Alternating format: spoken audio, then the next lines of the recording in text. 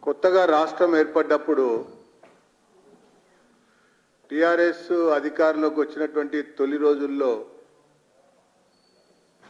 శాసనసభలోనే స్వయంగా అప్పటి ముఖ్యమంత్రి కేసీఆర్ గారు అంతకుముందు ఉన్నటువంటి కాంగ్రెస్ పాలనలో జరిగినటువంటి అవినీతిపైన, అక్రమాలపైన, అరాచకాలపైన, ప్రధానంగా జలయజ్ఞం పైన కూడా, జలయజ్ఞం ధనయజ్ఞంగా మారింది, దోచుకున్న వాళ్ళని, దాచుకున్న వాళ్ళని కక్కిస్తాము, పైసా పైసా వసూలు చేస్తామని పని ముఖ్యమంత్రి కేసీఆర్ గారు అప్పుడు శాసనసభలో మాట్లాడినటువంటి విషయం. అదే రకంగా అదే సమయం సందర్భంలో కాంగ్రెస్ పాలనలోనే ఇందిరమ్మ ఇళ్ల నిర్మాణంలో అక్రమాలు జరిగినాయని,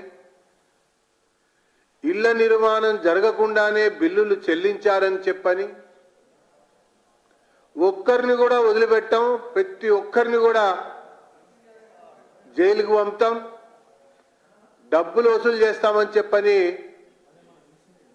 అప్పటి ముఖ్యమంత్రి కేసీఆర్ గారు స్వయంగా శాసనసభలో ప్రస్తావించారు, ప్రకటన చేశారు.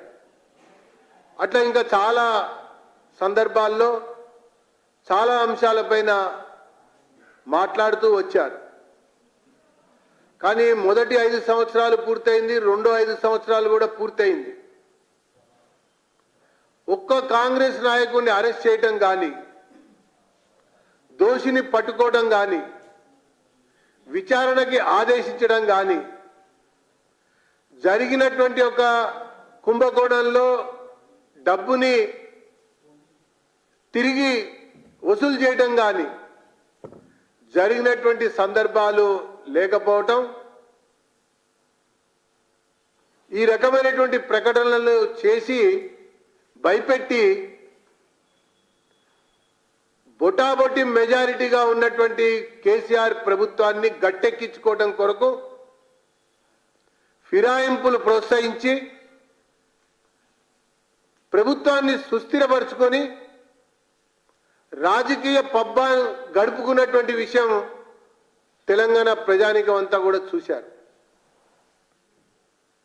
ఇప్పుడు సేమ్ ఆ బీఆర్ఎస్ పందాలోనే ఈ కాంగ్రెస్ ప్రభుత్వం పయనిస్తున్నట్టుగా చాలా స్పష్టంగా వీళ్ళ యొక్క ప్రశ్నల్లో, వీళ్ళ యొక్క పర్యటనలో, వీళ్ళ యొక్క సమీక్షల్లో, వీళ్ళ యొక్క ప్రకటనల్లో కనబడుతున్నటువంటి దృశ్యాలు కూడా అవే అని చెప్పని నేను ఈ సందర్భంగా పేర్కొంటా ఉన్నా.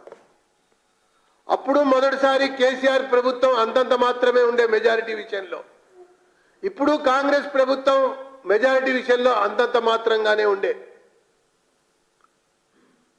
ఆనాటి ప్రకటనలో ప్రభుత్వాన్ని సుస్థిరపరచుకోవడం కొరకు సిఎల్పిని, శాసన మండలి సిఎల్పిని విలీనం చేసుకోవడానికి ఆ ప్రకటనలు సహకరించాయి, దోహదం చేశాయి. ఇప్పుడు కూడా సీఎం రేవంత్ వ్యవహారం చూసినా, ప్రకటనలు చూసినా కనబడుతున్నటువంటి దృశ్యం కూడా అలాగే ఉంది అన్నటువంటి అభిప్రాయం చాలా స్పష్టంగా నడుస్తున్నటువంటి చరిత్ర అని చెప్పని నేను పేర్కొంటూ, ఆ రోజు డిజైన్లో దోచుకున్నారు, తర్వాత రీడిజైన్లో దోచుకున్నారు. ఇప్పుడు మళ్ళీ కొత్త డిజైన్ గురించి కాంగ్రెస్ పార్టీ ఆలోచన చేస్తున్నట్టుగా మా మంత్రుల యొక్క మాటలు కనబడతా ఉన్నాయి. ఇక పోతే ఒక నెల మాసంలో ముఖ్యమంత్రి 6 సార్లు ఢిల్లీకి వెళ్ళారు. రాష్ట్రాన్ని పరిపాలించమని ప్రజలు ఇక్కడ ప్రభుత్వాన్ని అప్పచెప్తే 6 సార్లు ఢిల్లీకి వెళ్ళాడు. అంటే పాలన ఢిల్లీ నుంచి కొనసాగిస్తున్నట్ట, లేకుంటే అధిష్టానానికి కప్పం కట్టడం కొరకు పర్యటనలు కొనసాగిస్తున్నాడా? కేసీఆర్ ఫామ్ హౌస్ లో ఉండి పరిపాలన కొనసాగించాడు. రేవంత్ రెడ్డి తరచు ఢిల్లీ వెళ్తూ అనుమతులు తీసుకుంటూ నిర్ణయాల్ని తెలియజేసుకుంటూ వాళ్ళ యొక్క డైరెక్షన్ కనుసన్నల్లో వ్యవహారం చేస్తున్నట్టుగా కనబడతా ఉన్నది.